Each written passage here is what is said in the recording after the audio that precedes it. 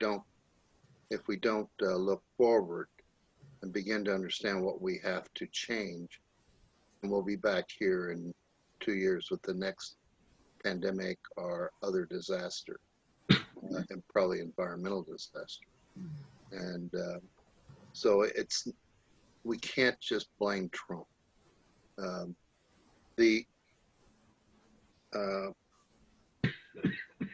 One of the most obvious thing is that we allowed the chronic underfunding of public health. In the last few years, 55,000 people lost their jobs in public health. At the same time as for-profit medicine was radically growing, not always irrationally, but profit-oriented, and with the inability to respond on a short-term basis. And by the way, did you... Away from the computer, not sure. Thank you. If he comes back, then okay. Let's have him. That was very useful. It's good to know I'm the least educated person in the room, but amazing set of talent and experience. So I'm happy to know you.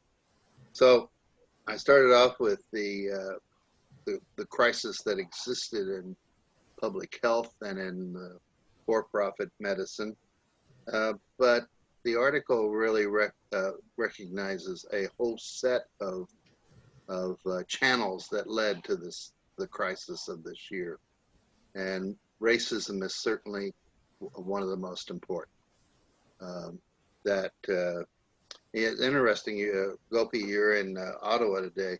One of the cabinet ministers said this week that it's not that we have a crisis of the system. He was referring to the treatment of indigenous people. He said it was made that way. And that's, I think, true of the problems we're facing in the healthcare system. 1 out of every 1,450 Black Americans in July had COVID. And that was July. And I think that, in fact, it's pretty clear that part of the lack of crisis was the way in which it was hitting African Americans, Hispanics, and indigenous peoples, particularly groups like the Navajo, and they were dying at a rate far beyond their percentage of population. But all the other things that came into play this year, the crushing of the natural environment, which produces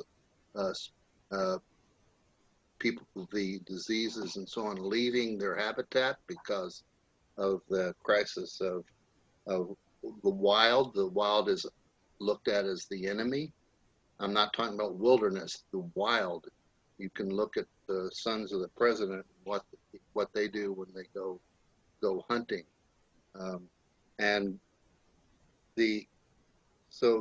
Almost every way in which nature is in trouble is actually encouraged by what we're facing.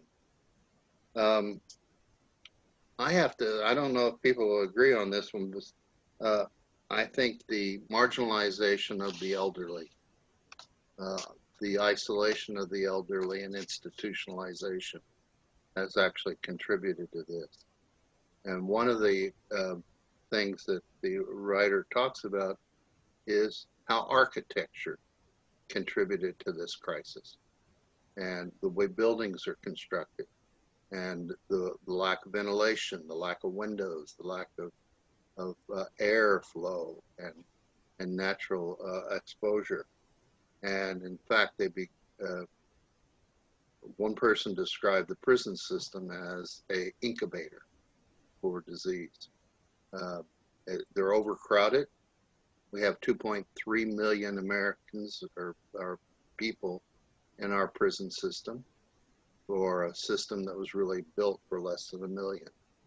And that is, the first deaths were nursing homes and prisons, first large-scale deaths. just today we had six people die in a nursing home in the next county when this governor, who has COVID right now, denied the enforcement of nursing home lockdowns. Of course, the treatment of science. And I have to say that maybe we can talk about this in the discussion, but science denial was not just brought in by the Trump administration. The underfunding of scientific research in healthcare and the privatization of much of science outside of government and educational institutions has contributed to the way in which this crisis failed to respond, of how government failed to respond. And I'll mention some of the other things that the writer talked about: the testing failure, the tracing failure, which we now know is a major contributor to the new wave of exposure. The ways in which I mentioned the separation of the isolation of the elderly. I think the fact that we have created a situation where we separate generations from one another, so they don't have the support, they don't watch out for each other. My husband is an essential worker with senior citizens and a nurse. It's a rehabilitation center, and they've had multiple COVID cases, but they've also had death. And they're a very well run and efficient facility, but the close exposure of people having to live in an institutional setting has made it worse. I would point out that right now we're in multiple crises that spin off to the side of this crisis. Suicide we are in a suicide crisis, particularly in the South, particularly in the Appalachian counties. Not elderly people, middle-aged white men. And that's one of the drug crisis, which is, if you heard NPR today, it's 450,000 people have died from drug overdoses and other, and we've really forgotten that fight. And so we deal with it as another police function rather than as something for solutions and rehabilitations. So those are some of the points. I do also have to say that in general, the equation of this economy with what's happening on Wall Street says to me that we've got to look at the fact that Wall Street is not the American people. That it's clear that record values of stocks does not equate to the condition of life for American citizens, and who are in huge numbers being plunged into poverty. And we may never see the rebuilding of the middle class on the scale that it existed 5 years ago, 10 years ago. We are now at the first point in memory where the life expectancy of Americans is declining, and so are the inclining child deaths at birth. And one, I would say one final thing, that the article really, I think, suggests that American journalism had a role in this crisis and creating it. It didn't recognize the dangers. It didn't. It continued to tell some of the stories as they were coming out of official institutions, less about what the medical community was saying. And that, I think, relates to the fact that journalism itself is in crisis. That the number, I know probably 100 journalists, writers, reporters, editors who have lost their jobs through monopolization of the media. And so I was doing a critique on a movie the other day, and I did some background research. Every single article that I saw online about this movie started off the same two sentences under different names. Obviously written right off PR from the entertainment industry. That's not journalism, and we've lost so many investigative journalists and writers, and it's really a serious thing. So as I said about the Gobi, about Ottawa, a member of the Canadian cabinet said that the system is not broken, it was created that way. And we cannot go back to a normal that was created that way. And so when people talk about going back to normal, we have to have an alternative to normal, because it's a destructive road. So maybe that's some ideas about opening up discussion.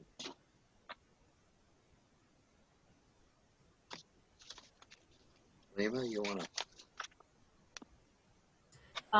I would suggest, if anyone has something to say, so that we don't all leap in at the same time, maybe should we do a round table and then everybody sort of speak? Work. I think that's an organized way of doing it. Try to think of something to say. Duncan, I know you suggested the article. Is there something that leaps out? I would ask all of you to keep your comments to like 3 minutes, maybe. Yeah, Walter, I think you had CMI. I'm not right.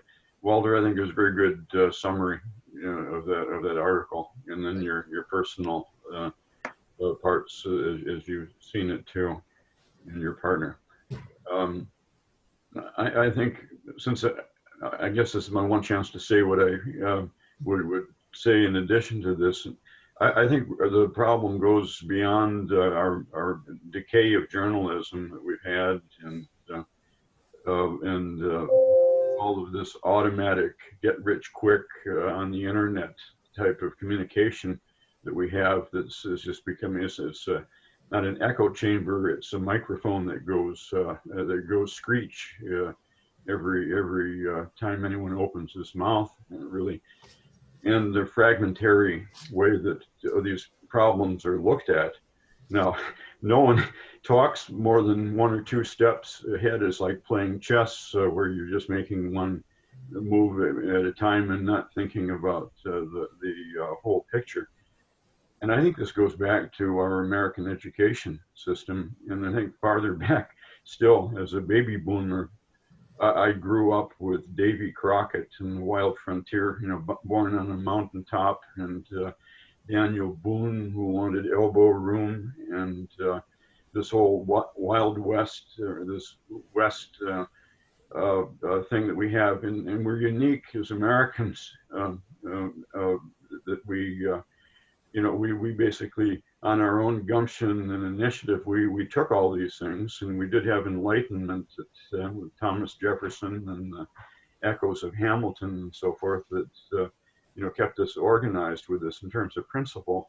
But basically, we're individualists, and we're an individualistic society. And when Trump says something like, you're just going to make us into Europeans, or European socialists or something. I mean, that people's identities are in their elbow room, in their suburbs, and everything is basically threatened. Whether their picture of themselves is threatened when they think that they would have to submit to a certain amount of regimentation or bending a knee to facts and shared truths, that they're really true. It's considered not very social to be contradicting a person on facts nowadays, in a public context anymore. I was up with my kids up in New England, and Yeah, okay, very good. And one of I came across a Trump person, and he said, I mean, he really thought Trump was right, and he didn't want to hear anything differently from that. And he said, no, opinions are like turds. Everyone gets to have his own. Well, I had to agree with him in that as a way, but we don't have any. That basically our education system now is so free now that we can have people have college degrees and still talk like Hannity on the TV, and that we can have things like these Fox News that is an accepted standard. Reality TV is an accepted standard for social interaction, and in fact, a model for it. And I think that's our problem that we've got. Goes beyond, and these other things are sort of epiphenomena on that. Just one final thing. I mean, that is Europe, where there's socialism and the regimentation and so forth. They had 1/5 per capita the deaths, the COVID deaths that we did. In other words, if we would scale our 200,000, we would have had 40,000 if we had behaved like them and we'd had their attributes, or at least mathematically. That's the way the thing worked out. And that's because they do have, it's not socialized medicine in these countries, it's compulsory insurance in Germany, in Sweden and Switzerland. They have that. These people have to pay for it, but they're just made to pay for it. And you have everyone gets medical care, and that's one of the pieces in the public health and a certain conformity. You would wear a mask. That's I think our basic problem here. Who'd like to go next? Sue? We want some blunt. Yeah. No, well, you know, I'm really going to go back to Reagan when he said government is the problem. And the GOP, the conservatives, are absolute masters of coming up with slogans that hit the heart of people. Fear. They are excellent at it. And the Democrats are absolute wusses. They don't, you know, and they will think about things more and maybe talk in a higher level that's not resonating with people. Once you hit that mark with people, fear, everything else shuts down. They can't think, and they're just reacting. And I think that this is, I've just seen it get worse since I've been in this country. I came in 1972, and I could see problems from way back then, like the buildings, you couldn't open a window. I thought, you can't open a window. You know, you're breathing all this recirculated air. This is awful. The big cars. And I just see everything is falling apart. It's individualism.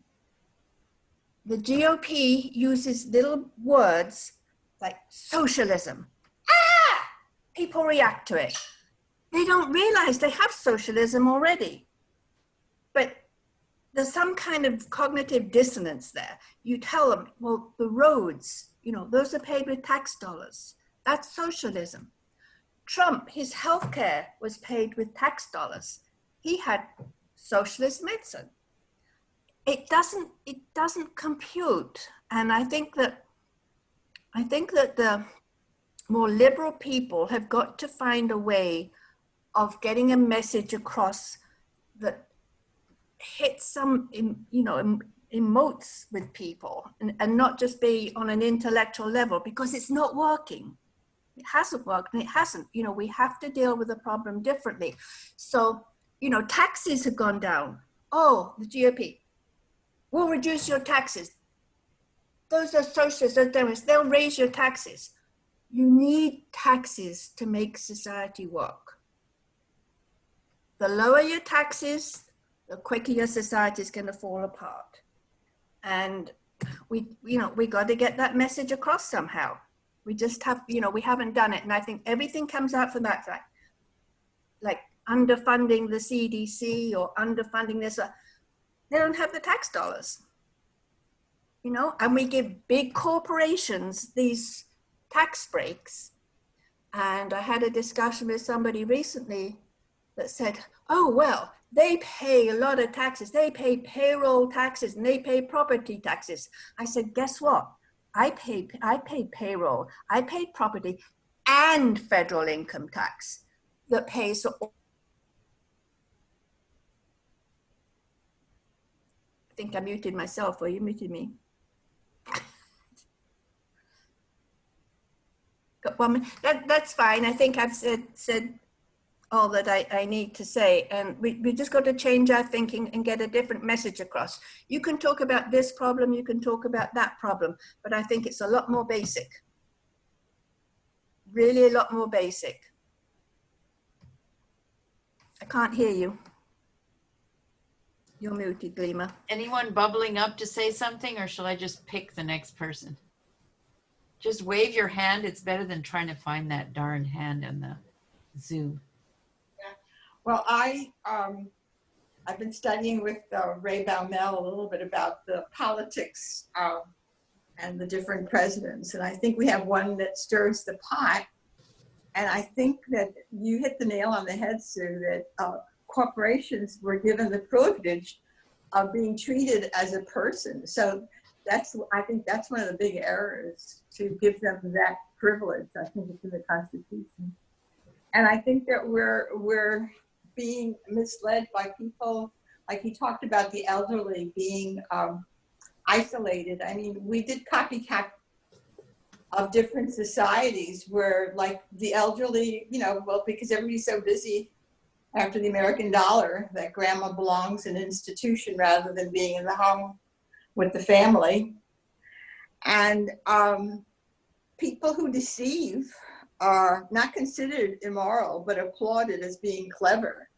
So every time, like, somebody escapes with taxes, like a person that I'm referring to, who kept building capital by deceiving, and instead of people saying that's a crook, they're saying, oh, he was clever, he used tax loopholes, and you know, oh yeah, that's right, he was clever.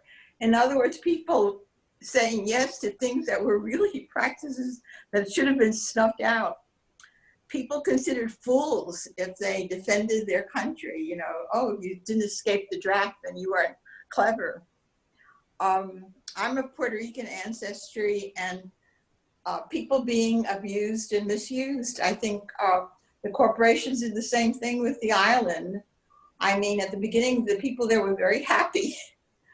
And now the present administration calling a dirty island that they want to exchange for Greenland. And I did do a fact checking on that, so he did say it. And these were loving people, and the corporations went there. And I say they ravished the islands because Fomento was supposed to be doing a big thing, taking people who were agricultural and happy. And then they weren't happy anymore because these companies came in and paid people wages less than the wages they earn. They said, oh, that's bringing money into the island. No, these people were taking money out of the island because they were given tax breaks. And as soon as they had found sources where they had people who would work even cheaper, they left the island. And then when earthquakes happen, people who have not been given the right to even vote for president were left there with earthquakes and hurricanes, and they moved on. So in other words, to me, it just seems like the whole moral values of our country are being stepped upon. And people are okay as long as the almighty dollar is there. And look at how much we've done. And like you were saying, Sue, they're paying their taxes. And they're just smart because they use the loopholes. So what's so smart about the, you know, damaging the whole image of our country? Immigrants who have been helping our country considered also dirty. I mean, it really makes me quite ill to talk about this, but I'm glad to be in a group that is studying it, because people say, oh, well, that's life. It is what it is. For me, it's not, it is what it is. We have to really take a stand. And I know we are. There are a lot of people there online trying to change this. So we can't consider this the new normal. We've got to really think of ways of improving our society. And I hope we can. There's always hope.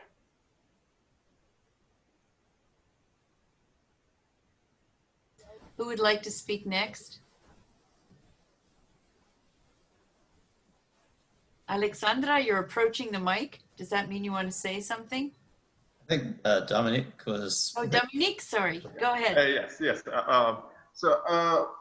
Approaching this from what Walter was talking about, the healthcare perspective. As a personal trainer, physical therapist, I see the healthcare in the United States, which I was introduced to, which is super complicated, coming from an island that follows the NHS. Because Trinidad and Tobago has the NHS model of healthcare. It is really harsh on the elderly and those who cannot afford to have access to healthcare. And that terminology, access, is a cop-out to a lot of people who want to keep a healthcare industry as a for-profit industry. Solutions to the COVID problem could have been dealt with a healthcare system that could have done testing immediately, have PPE immediately to everybody as quickly as possible. If we had a centralized healthcare system that could have done that immediately. Hospitals in the United States were failing. Elder care was failing. Also for African Americans, Hispanic Americans, Native Americans were also failing for them. I see solutions to it as partly a healthcare provider myself. There is things that we could do like elder care, youth training. So like one of my things is if I could train other trainers, which I am starting, so I could start training trainers, but not those who are looking to get Instagram famous, but for healthcare purposes, for elder care, for keeping fitness in schools.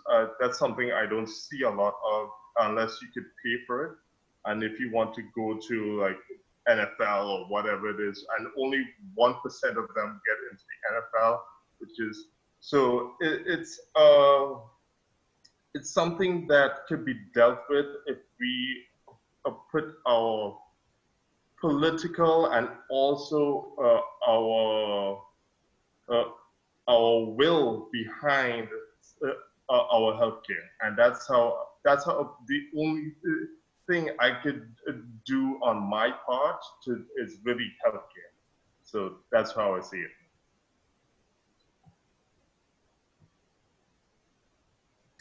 Hugh, did you want to say something? You had your mic unmuted for a bit. I was just, well, I'll go ahead. I just have random observations, mainly to reinforce what other people have said, so I'll try to keep it quick.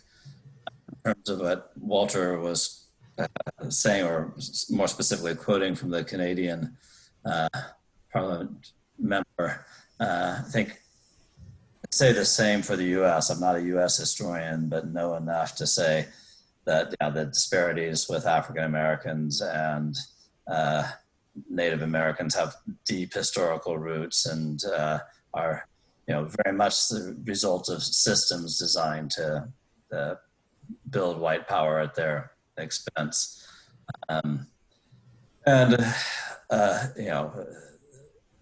That has enabled the Republicans to do the culture war, which allows them to to get lots of people, specifically white people, to vote against their own economic interests. Has built up the fear. I think Sue was quite right to emphasize that. So this homeowners chat that got off on politics. Yes, if we vote for Joe Biden, we'll become Venezuela. I mean, just people just spouting the kind of propaganda that I find astonishing, but they seem to buy it. And I guess, in terms of what Duncan said, yeah, everybody's struggling. Every country has struggled to greater or lesser degrees with the pandemic, but structurally, we've been, ill prepared, as Walter was saying. And I guess one thing I would say is I focus a little bit more from the article on Trump, but that may simply because he seems to be so much an embodiment of a sort of standard bearer for the forces that created these structural problems and have benefited from them. So that's my say. Anyone who hasn't spoken would like to speak now? Just unmute yourself. Oh, Gopi, go ahead. Yeah, I was going to say, reflect on something what Hugh said. I think you're absolutely right. I think the election of Trump and his embodiment of what American society is now. I hate to say it, but that's what this pandemic has exposed, all the bad things of society is. And I think every aspect of society, science, healthcare, is exposed, every one of them, with this pandemic. And he is the embodiment of the decaying society. What is going to come out of it, I don't know. But that's something, that's the culturally, we have to do something about it, obviously, together, to change that, to whatever the new direction that's going to go. Will the election change it? I don't know, because it's still the same structure. So structure hasn't changed. So that's, it's not just changing Trump with Biden, it's not going to change that. I hate to say it, it's not going to change it. So because the power to be that controls the healthcare system in the US, they're not going away, they're still there. So I think there's something, it needed a deeper conversation, not just changing GOP to Democrats, but it also requires larger discussion as to the transformation of society itself. So on that note, I want to say something here. Interestingly, in Canada, all the side discussions were all in the guaranteed income, for example. There's all the experiments in certain part of the country that took place. Now it's actually national conversation. So there's some move towards, even among the so-called Liberal Party of Canada, they're talking about that, which is they never talked about it, because every time there's an experiment going on, they shut it down. They saw the benefits of it. They actually saw the benefits of guaranteed income that took place in certain communities that brought a lot of people out of poverty without bankrupting the local economy, or even brought the healthcare system better. They were able to work. So the whole attitude changed. So a lot of research has been done on it, and there seems to be good conversation going on. Hopefully something will come out of it, never know. So again, all depends how deep this pandemic evolves to. And we don't know how far it's going to go at this point. We haven't, even in Canada, with all the support system we do have compared to US, there's still a large percent of the people are being bankrupted. They anticipate about 40% of the restaurant business is going to go broke in the next few months, or they're not going to recover. And so this is a huge long-term issue. It's not just going to be, as soon as the pandemic goes away, it's not going to come back. It's not going to be like that. So there's something to be, even here with some social system that's there compared to US, there's still deep thinking has to take place how to resolve some of the problems we do have in our country as well.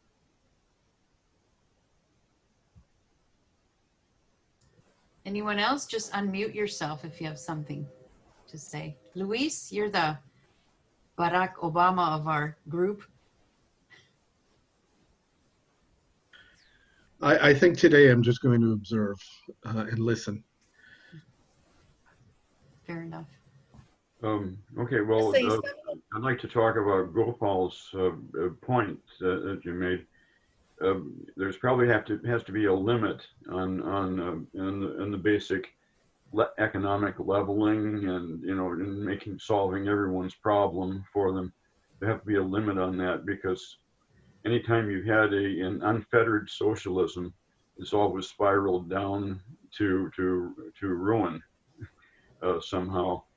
And so I would think that we should also be thinking, and also as humanists, of ways to reward merit in people, or reward or recognize meritorious actions that people have done or meritorious thinking that people do. And yes, you have to be kind of discriminatory and selective in that not every opinion is going to be equal, and some of them will help us and make us a more robust society, and other things are just a drag on society. I think something like health and basic food and basic economic security, there must be a safety net for that. But that doesn't mean that everyone would have to be able to drive a BMW or a Lexus. Maybe there has to be some scaling and recalibrating to figure out, what are the things that we really want to preserve here, and at the expense of what.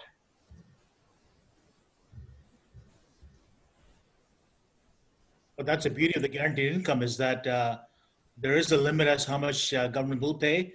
And then after, if you want to make, bring yourself up to either to education or whatever, then you want to make more money out of that, you're up to you. Otherwise, you're still at this level that give you a sustained level. I think that's the beauty of that system. That has a huge potential to it, I think, if it's taken up. We have enough money to do it. It's not a problem. We've shown that now with I remember just, literally 8 months ago, Canada had a deficit of close to 25 to $30 billion.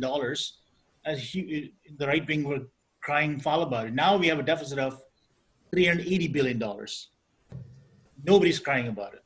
So this obviously attitude has changed, even in the right wing people. So that means there's enough room in our economy to provide a guaranteed income supplement to a lot of people. So there's no argument as to that unsustainable argument. It's not there. So that's been exposed, which is good news. So hopefully we can build on that as well. I would like to invite Alexandra or Osher to speak because you haven't spoken yet. If you want, you can say no if you'd like. Can I say something? Yeah, go for it, Sue. Yeah, I was listening and I agree with most of the points. I think everybody made very good points, but from my and the article actually really underlined and looked at the problem for multiple angles and tried to rebalance, I think, all the factors that contributed to the failure, but we have been dealing with the COVID-19. But to me, there are two main factors, and one of them really is the fact that American health system is built more for treatment and much less for prevention. And I think that's very different from most of the European countries, when there's much more emphasis on preventive care than on the treatment. And so that's one of the things that I think there should be a global reform kind of in American health system. And then of course it's a failure, we talked about the failure of the education system. And that's another aspect and deep contributor to all the issues, social, economical, political, racial, what we have, almost any issue you can mention has some kind of a failure of education systems behind it, I think. And I'm not sure how to fix it or what needs to be done to fix it. But, I feel also in some kind, there's a huge level of mistrust on and to some level, I feel that the science also has to kind of make some kind of scientist or popular science make an effort to win back the trust for different reasons, because, and I think on the one hand, we constantly advertise all these advances, scientific advances, right, what we make in a basic science. On the other hand, I can understand what the regular people would actually encounter, healthcare system. Where is it? Well, they hear about all those, new treatments, and sometimes there are so treatments are really, over-advertised by the journalists. They're huge, because I did basic science and biomedical research. I know how huge is the distance between actual discovery of some kind of the mechanism, basic science mechanism, and the actual treatment. Well, you know, the time it takes to translate it from the science to the actual treatment of the drug is tremendous. So, and sometimes I think we try to minimize it and to glorify the science. And as a result, I think a lot of people feel disappointed when they actually encounter and expect the science to be some kind of a miracle that can resolve any problem. But instead, we should really do much better job educating people and showing how complex, you know, how complex are the issues. And including the things that are happening now with the COVID-19, I think there's always this kind of unfair expectation in a way what science will solve the problem, but it will not solve all the problems, you know. So, so there is, but yeah, I don't know. I'm not an expert in fixing, you know. I'd like to comment on issues, something. obviously. And, Oh, sorry, everybody's opinions generally. Sorry, I didn't want to interrupt you, but I did want to say something from the article that I picked up, is that we seem to, here in the United States, seem to be running sort of a crisis type of economy, a just-in-time economy. I teach a course usually on comparative economic systems, and that is really the crux of it. It's that we are at such an extremely capitalist country with a lot of the headquarters of the biggest corporations in the world here, and that's why sort of their priorities have taken over the priorities of the rest of the population. And we are an example of that just-in-time economy, where as long as the big companies are making enough profit, to hell, you know, to hell with the peasants, or they're not peasants, to hell with the workers. So this is a logical extension, a little bit to what Duncan was saying, of capitalism, because capitalism can only go so far. If it has exploited all the labor that it can find cheaply in the world, it's going to try to squeeze the labor in those countries that have enjoyed a middle class up till now. So that's where we're at now. We are at a point in capitalism where they're seeking to squeeze those well-to-do workers. And so we don't have an economy that plans for the future. We don't have an economy that invests in the working class. We don't have an economy that prepares for disasters. And some of you have said we don't have an economy that relies on prevention. So we don't have a long-term type of planning, and that's considered to be anathema because it's associated, centralized planning is associated with socialism. So we're all the way back to what Sue said. How can democratic socialism, or whatever, perhaps, that Bernie Sanders was trying to put forward, the youth that I teach at various universities seem to find very attractive. Is that far enough, or is that enough of a change to this? Yeah, well, the whole economic system is geared towards this.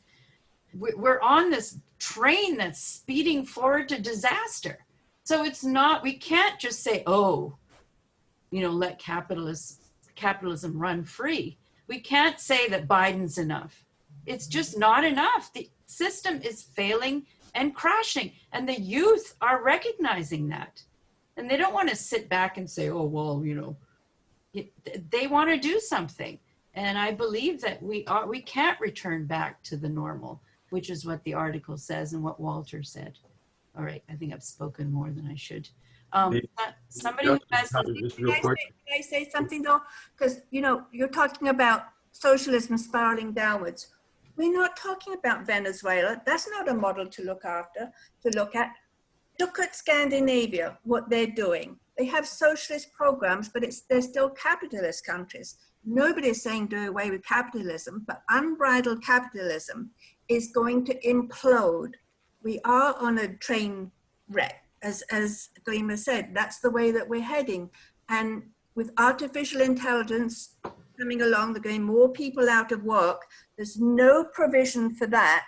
You're going to have a few people at the top with a whole load of money, and everybody else is going to be poor.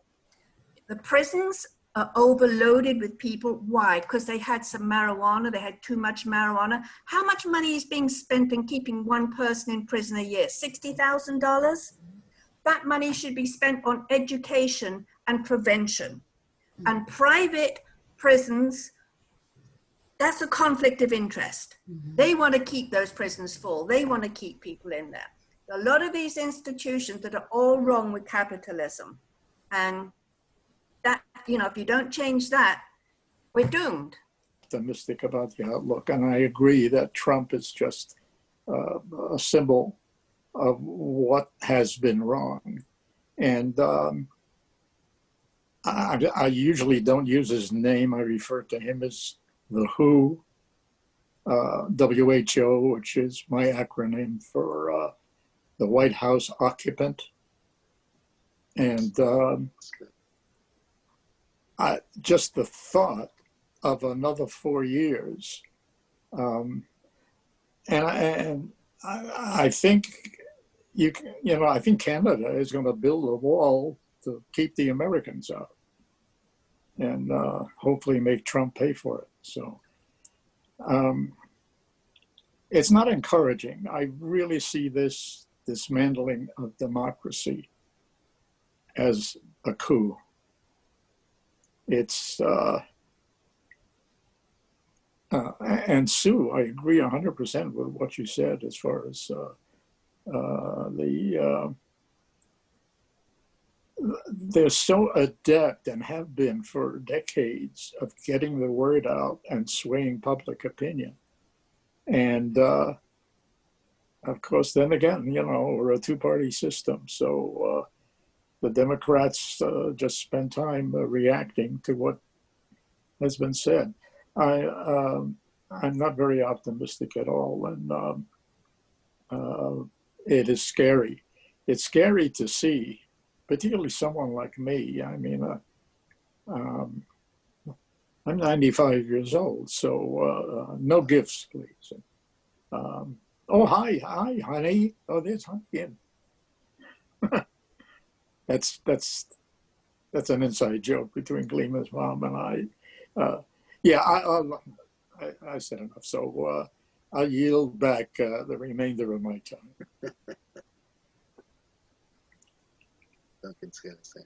We had several thoughts here, Gleemas, on the corporate prerogatives and how they're controlling things, and we had OSHA with that we need to have a preventative health system that would help everyone, and I think there were some other things that fleetingly we'd had, whether depths of socialism and whether that's would be a spiral down or versus meritocracy and so forth.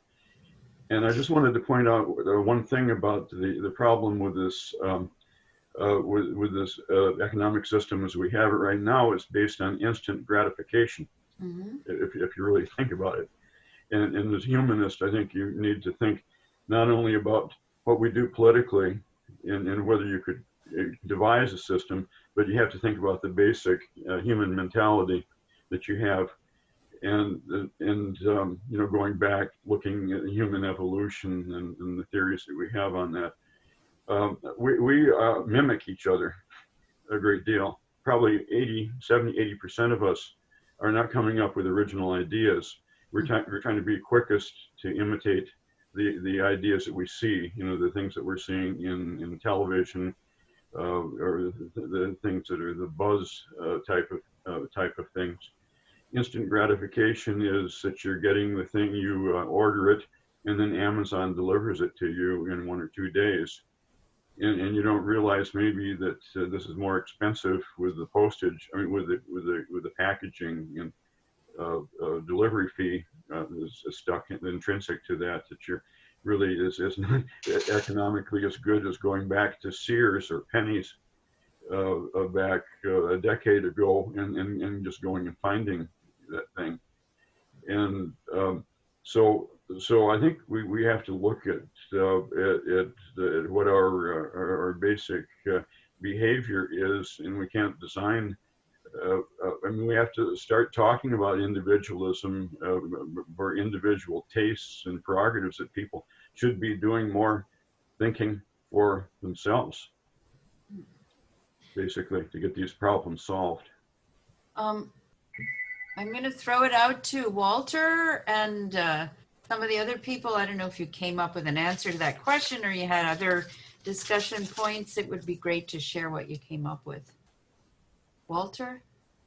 Well, I think our small group really homed in on prevention, advocating for it, and actually doing some of it, like Dominique's talking about taking initiatives within his profession of identifying, well, it's really about identifying best practices about healthcare, even for people who get COVID, to find out why they had a not so serious experience. And by the way, I didn't mention my daughter had COVID the last couple of weeks, and she's a librarian in British Columbia. Wow. But she's in her 30s and she's okay right now. Good. But she had pre-existing conditions as a premature child and growing up, so there can be less. That's one of the things we haven't done about this disease, is talk about the other side once you come out of it. And that might be something that Dominic can look at and find out, are there long-term consequences for the people who recovered? I know there's just 2 studies that started here in Ottawa U regarding long-term consequences of having COVID, especially young people. Sorry, I think you were, could you repeat that? Oh, sorry, I'm on mute, that's why. No. I can hear you. No, we heard most of it, but there was a shout in the background from somewhere. Well, I just continue what Walter said. There's 2 studies that started here in Canada recently, looking at the long-term effects of COVID, especially among young people. We have no idea. Apparently, there's a lot of. Anyways, I won't go into detail, but you're right in terms of consequences of this. We don't know yet.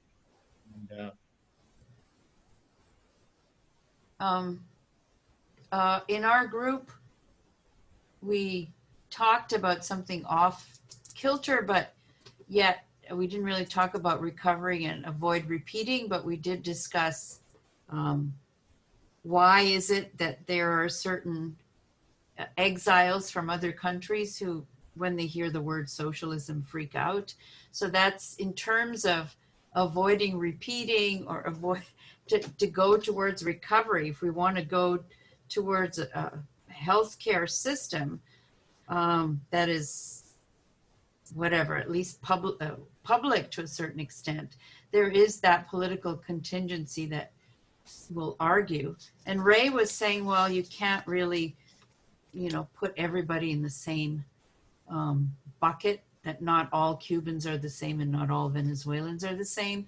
So I think that's a really good way to go forward, is to actually speak to people and as political organizers and get to where they're suffering, and if we're actually organizing towards change.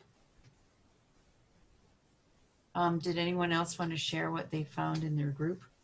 So in our group, we talked a little bit about poverty as being kind of at the root of all these issues, agreeing with Gopal and this idea that until we don't extinguish poverty, there's going to be, people are going to be more prone to conspiracy theories because, they're kind of taking care of their own interests, seeking ways of controlling their own lives through narratives. But it's also so important for the environmental crisis as well, because if you are just taking care of your own interests, because you're economically impoverished, then how could you even think about acting in an environmentally responsible way, for instance? And so we know that we're going to have more pandemics, but if we don't address the economic issue, I think we're going to be reacting. And so COVID is one thing, but then there's going to be more of these. And then the second thing with regard to pandemics, I've been reading a book by Jonathan Safran Foer called Eating Animals. And he, I mean, it was at 2008, but he basically nailed it through his research that we're going to have a pandemic, and there are going to be many more because of the factory farm systems that are so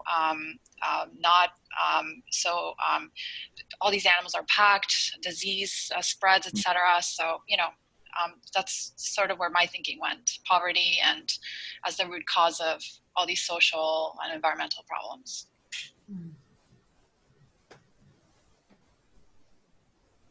Anyone else? Sue can summarize what we discussed. Well, you can jump in too, Gopal. I think we have to learn to get our message out better. I think a lot of it is messaging to change people's minds and to get them to think along more productive ways. Because right now that, you know, people are just reacting and they're not supporting these things. So yeah, everything that everybody said, I agree, you know, prevention is very important. But where has that got us? You know, I worked kind of in social services years ago, and we're talking about prevention. Has anything changed? No. It has to be much bigger, on a bigger scale, to get people to think differently. And we have to know how to get the message across. You want to say? Can I spin? Oh, sorry. I thought you were done. I don't know. I can say, Gopal, you want to add anything? I'd like to spin off on that because I'm going to have to leave. Is the means of getting the message across. And I'm a firm believer perhaps in the fact that I've been in entertainment all my professional life. And also one of the best ways I think getting message across, rather than this business of back and forth hacking with individuals that gets nothing done and convinces no one, is the way of humor. And of course, song and the arts are very powerful in that respect. And a lot of artists are doing some wonderful stuff. And the humor, it doesn't have to be the kind of humorous that people are used to watching. It's just the message can come across so much more directly in so few, much less time. And that's what people are accustomed to because of social media.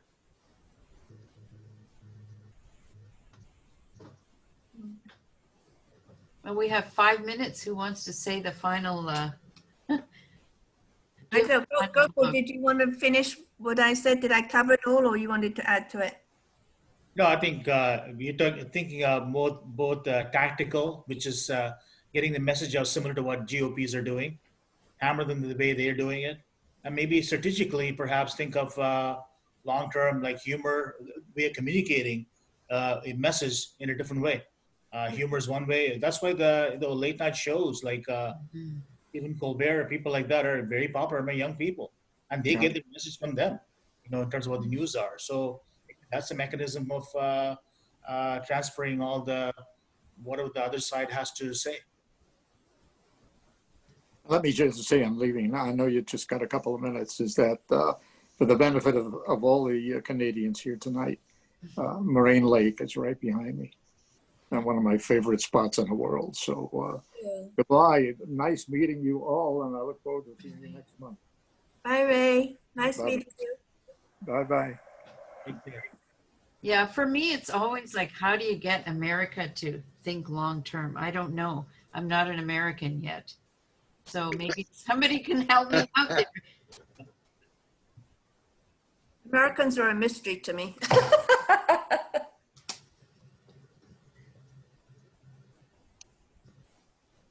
I think Duncan's saying something, but He's got his hand up. He's muted. Unmute yourself, Duncan. Unmute yourself. There we go. I can't hear you. Okay. Well, I mean, this is individualism. This is Davy Crockett, King of the Wild Frontier thing. And you didn't have that in Great Britain, right? I mean, you had parliaments since 1066 or whatever it was.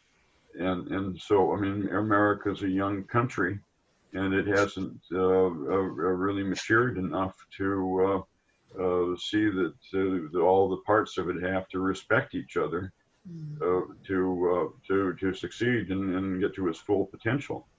I mean, the Industrial Revolution gave us a big boost, and we were good at that. But now there's a more complicated world order and spiritual thing that we've got to surmount. I mean, or become at least become happy with, and we can live with it, to be a good beacon in the world. And if we don't surmount this, then we're just going to get more of the same. And the Trump was a problem, the problem, but he was an epiphenomenon. The Fox News and the reality TV and the other things that we've thought up to sell ourselves to keep ourselves going, but we have to find something more fundamental now. I mean, we have to get back something like Dick Cavett, who was a late night TV personality, and he had a deep discussion of things. I mean, he would in-depth interviews, and even Jack Parr. I mean, he was a lot more systematic than these people we have on TV right now. It's all flash and quick stuff. It's just moving faster than you can track the thing optically. It's not going to do it for us. Well, America's going to be outpaced, I think, by other countries. That's what's happening now. So Yes. it's like, okay, you can go ahead on your individualistic path, but you ain't going to win in the next decade or 5 decades. That's a true word, and that's jawohl. That's we have to learn that. Sorry. Yeah, also in the annals of human evolution, Trump will be a blip in the human history. So you got to think of long term. I know as individuals, independent human beings like to see things change in our own lifespan, but you got to start thinking maybe beyond that. You know what I mean? We got to think long term. So maybe think not 5 to 10 years. They think 25, 50 years, like evolution of Duncan is saying. It's a young country. Maybe it does evolve. Maybe this was required to jumpstart that process. Who knows? Personally speaking, I've got to get past the election. Then I can well, and I think that we should recognize that people are standing in line for 11 hours in Georgia to vote against all the obstacles. It's unheard of. Even here, where we essentially are a single party state, people are voting in larger numbers than ever. And let's also remember that there were Black Lives Matter and anti-police violence activities in 2,000 cities in the United States with solidarity around the world. That's not a generation that's hopeless, that can't be trained. That's our hope, and that's what I rely upon. But Duncan, you mentioned Davy Crockett twice, so I had to bring this up. I don't know if you can see it. Tilt it different ways. Welcome to President Open, or what? To President Obama. Okay. It was a small photo op that we did in the healthcare movement, and I got to introduce Davy Crockett to the present generation of Davy Crockett, who had been denied his very serious healthcare problems, and he was being ignored by the federal bureaucracy, and living in a chicken coop, and so that was one of the times where you got to have the individual. I was there to talk big policies, but I introduced him to Davy Crockett, and darn if the president didn't start singing the song from the TV show. So, whatever criticism I have of President Obama, that kind of humanity really touched me.